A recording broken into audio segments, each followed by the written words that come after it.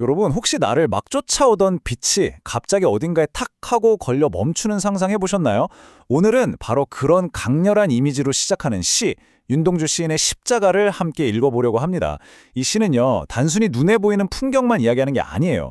한 사람이 엄청난 고뇌 끝에 어떤 결심에 이르는 그 마음속 여정을 따라가거든요. 자, 그럼 한번 그 여정을 같이 떠나볼까요? 이 시의 마지막에 나오는 구절인데요.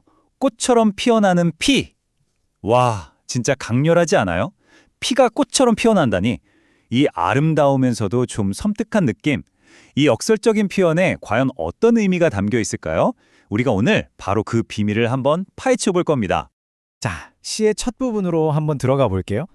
여기선 주인공, 그러니까 시 속의 나는요, 그냥 지켜보는 사람이에요. 관찰자죠. 마치 눈앞에서 벌어지는 어떤 거대한 드라마를 한 발짝 떨어져서 보고 있는 듯한 느낌을 줍니다. 시작부터 분위기가 심상치 않죠? 쫓아오던 햇빛, 그냥 햇빛이 비치는 게 아니라 마치 살아있는 생명체처럼 나를 막 쫓아오고 있었다는 거예요. 이 움직임, 이 생동감이 이 시 전체를 이끌어가는 아주 중요한 이미지입니다. 그런데 그렇게 활기차게 쫓아오던 움직임이 갑자기 딱 멈춰요. 어디에?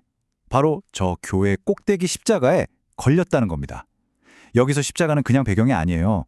그 생생하게 살아 움직이던 빛을 꼼짝 못하게 붙잡아두는 어마어마한 힘을 가진 존재로 처음 딱 등장하는 거죠. 자, 이제 풍경을 보던 시선이 점점 화자의 마음속으로 들어갑니다. 저 십자가를 보면서 멀다 하는 어떤 거리감, 그리고 동시에 그걸 향한 마음, 즉 갈망에 대해서 이야기하기 시작하는 거죠. 첨탑이 저렇게 높다는 건 그냥 높다 이게 끝이 아니에요. 그 물리적인 높이가 곧 마음의 거리감을 말해주고 있는 거죠. 너무 높아서 도저히 닿을 수 없을 것 같은 그런 이상. 화자에게 십자가는 지금 그런 존재인 거예요. 그리고 이 질문, 어떻게 올라갈 수 있을까요? 이게 이 시의 핵심을 꿰뚫는 질문입니다. 진짜로 사다리 놓고 올라갈 방법을 묻는 게 아니겠죠? 과연 나 같은 사람이 저렇게 높은 이상에 다다를 수 있을까? 나에게 그럴 자격이, 능력이 있을까? 하는 깊은 고뇌가 이 한 문장에 다 담겨 있는 겁니다. 이제 시선은 완벽하게 화자의 내면으로 향합니다. 저 거대한 십자가 아래에서 자기가 얼마나 길을 잃고 헤매고 있는지 그 고독한 생각을 그리고 있어요.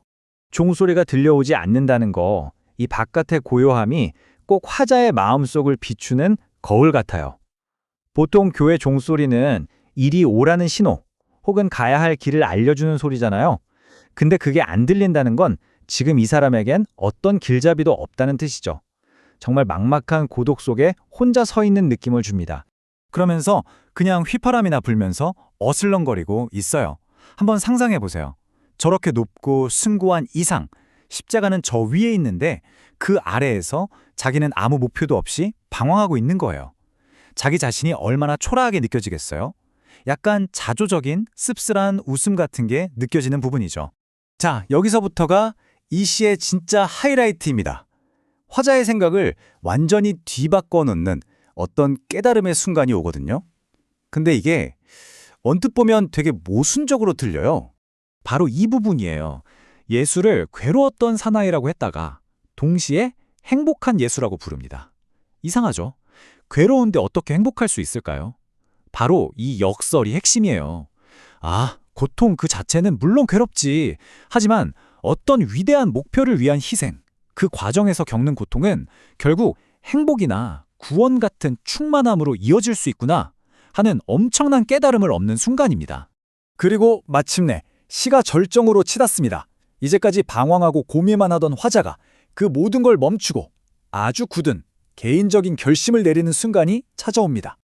그 마지막 맹세를 우리도 한 걸음씩 따라가 볼까요? 자, 먼저 만약에 하고 가정을 해요. 나에게도 저런 십자가, 저런 희생의 운명이 주어진다면? 그리고 그 다음은 받아들임이에요. 모가지를 들이우겠다.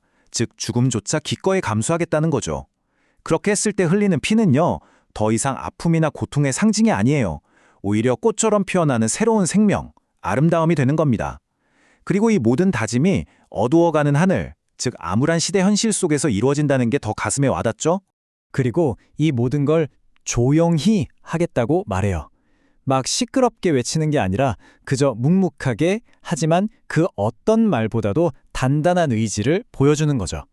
이 마지막 한 구절이 시 전체에 정말 깊고 긴 여운을 남깁니다. 결국 윤동주의 시는 시대를 넘어 오늘을 사는 우리에게도 똑같은 질문을 던지는 것 같아요.